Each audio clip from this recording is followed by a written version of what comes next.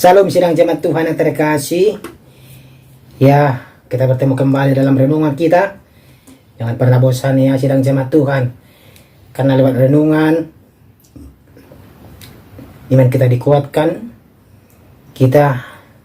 hati kita dibaharui, dan kita memperoleh berkat. Amin.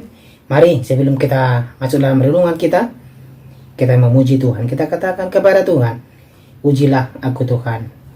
Pujilah aku Tuhan. Cobalah aku Tuhan. Selidiki batinku dan hatiku. Mataku tertuju padamu. Aku cinta padamu Tuhan. Aku rindu hadirat-Mu Tuhan. Aku ingin selalu dekat padamu, menikmati kehadiran-Mu. Aku nyanyi Hosana bagi Rajaku yang duduk di tahta. Aku muliakan dan kuagungkan. Kau layak disembah. Amin. Firman Tuhan kita untuk hari ini adalah dari 2 Samuel pasal 16 ayat 1 sampai ayat 23. Demikianlah firman Tuhan. Ketika Daud baru saja melewati puncak, datanglah Ziba, hamba Mephiboset, mendapatkan dia membawa sepasang keledai yang berpelana dengan muatan 200 ketul roti, 100 buah kue kismis, 100 buah-buahan musim panas, dan sebuyung anggur. Lalu bertanyalah raja kepada Ziba, "Apakah maksudmu dengan semuanya ini?" Jawab Ziba, "Keledai-keledai ini bagi keluarga raja untuk ditunggangi. Roti dan buah-buahan ini bagi orang-orangmu untuk dimakan. Dan anggur ini untuk diminum di padang gurun oleh orang-orang yang sudah lelah." Kemudian bertanyalah raja, Di manakah anak tuanmu?" Jawab Ziba kepada raja, "Ia ada di Yerusalem, sebab katanya, pada hari ini kaum Israel akan mengembalikan kepadaku kerajaan ayahku." Lalu berkatalah raja kepada Ziba, "Kalau begitu, kepunyaanmu lah segala kepunyaan Mephiboset." Kata Ziba, "Aku tunduk. Biarlah kiranya aku tetap mendapat kasih di matamu ya tuanku raja." Ketika Raja Daud telah sampai ke Bahurim, keluarlah dari sana seorang dari kaum keluarga Saul. Ia bernama Shimei bin Gera. Sambil mendekati raja, ia terus-menerus mengutuk Daud, dan semua pegawai Raja Daud dilemparinya dengan batu, walaupun segenap tentara dan semua pahlawan berjalan di kiri kanannya. Beginilah perkataan Shimei pada waktu ia mengutuk, Enyahlah engkau penumpah darah orang dursila. Tuhan telah membalas kepadamu segala darah keluarga Saul yang engkau gantikan menjadi raja. Tuhan telah menyerahkan kedudukan raja kepada anakmu Absalom. Sesungguhnya engkau sekarang dirundung malang karena engkau seorang penumpah darah." Lalu berkatalah Abisai anak Zeruya kepada raja, "Mengapa anjing mati ini mengutuki tuanku raja? Izinkanlah aku menyeberang dan memenggal kepalanya." Tetapi kata raja, apakah urusanku dengan kamu, hai anak-anak Zeruya? Biarlah ia mengutuk. Sebab apabila Tuhan berfirman kepadanya, "Kutukilah Daud," siapakah yang akan bertanya, "Mengapa engkau berbuat demikian?" Pula kata Daud kepada Abisai dan kepada semua pegawainya, Sedangkan anak kandungku ingin mencabut nyawaku. Terlebih lagi sekarang orang Benyamin ini. Biarkanlah dia dan biarlah ia mengutuk. Sebab Tuhan yang telah berfirman kepadanya demikian. Mungkin Tuhan akan memperhatikan kesengsaraanku ini. Dan Tuhan membalas yang baik kepadaku sebagai ganti kutuk orang itu pada hari ini. Demikianlah Daud melanjutkan perjalanannya dengan orang-orangnya. Sedang Shimei berjalan terus di lereng gunung, bertentangan dengan dia, dan sambil berjalan ia mengutuk, melemparinya dengan batu, dan menimbulkan debu. Denganlah sampailah raja dan seluruh rakyat yang ada bersama-sama dengan dia ke Yordan, lalu mereka beristirahat di sana. Maka Absalom dan seluruh rakyat orang-orang Israel sampailah ke Yerusalem, dan Ahitofel anak ada bersama-sama dengan dia. Ketika Husai orang Arki, sahabat Daud itu, sampai kepada Absalom, berkatalah Husai kepada Absalom, "Hiduplah raja, hiduplah raja."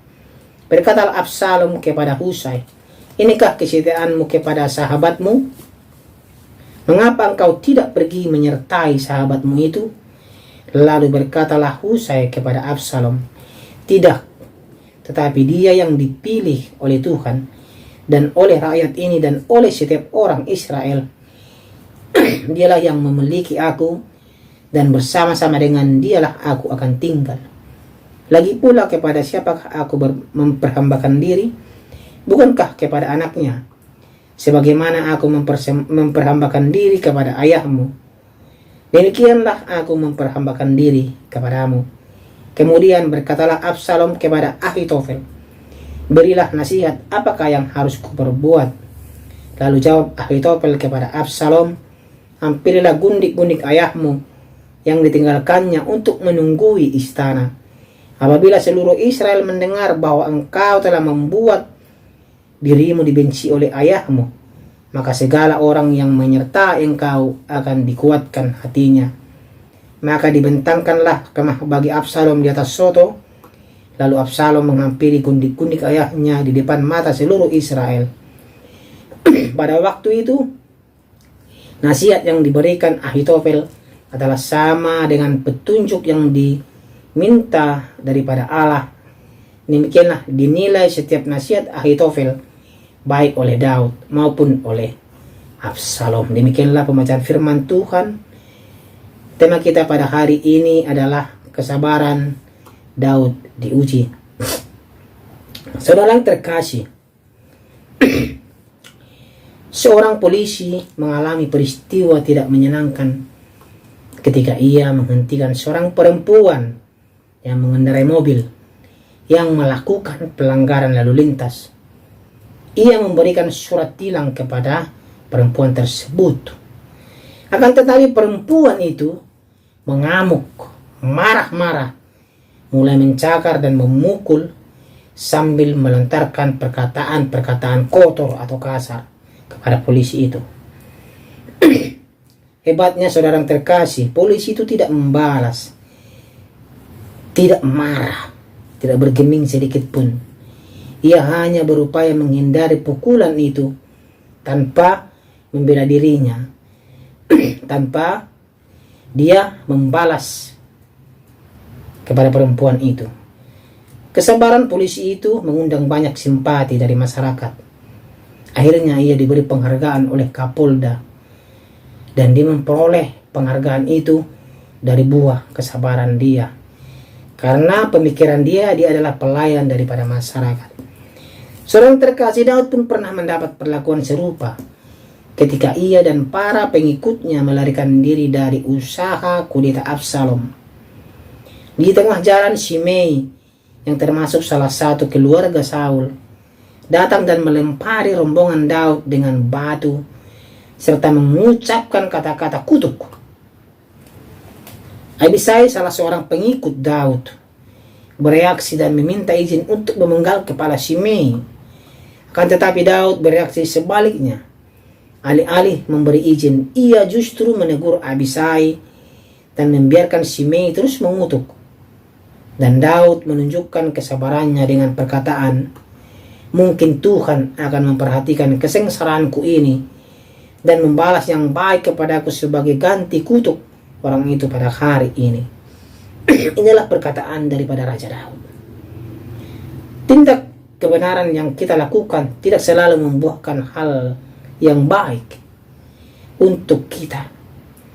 Terkadang kita melakukan sesuatu, kita malah mendapatkan perlakuan yang tidak baik. Kita melakukan kebaikan, hal yang kita dapat adalah kejahatan.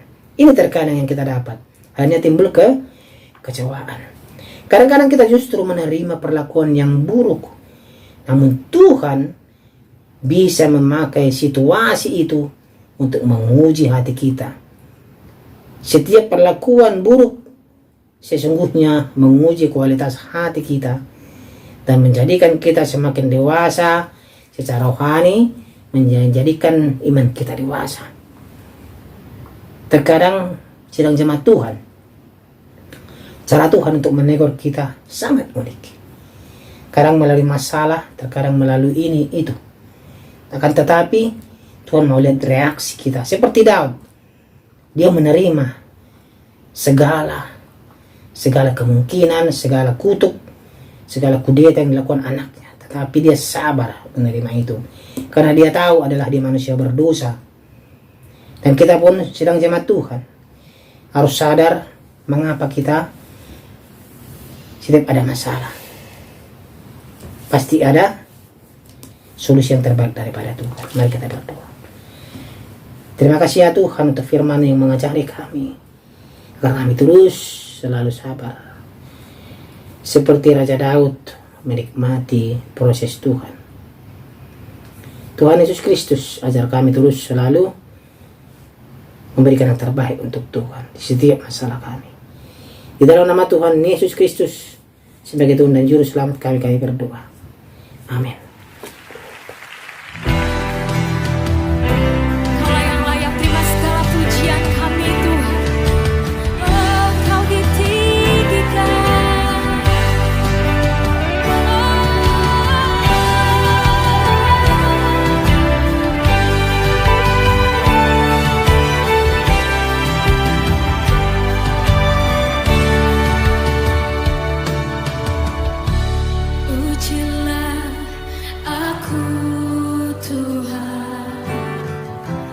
Cobalah aku Tuhan, selidiki batinku dan hatiku.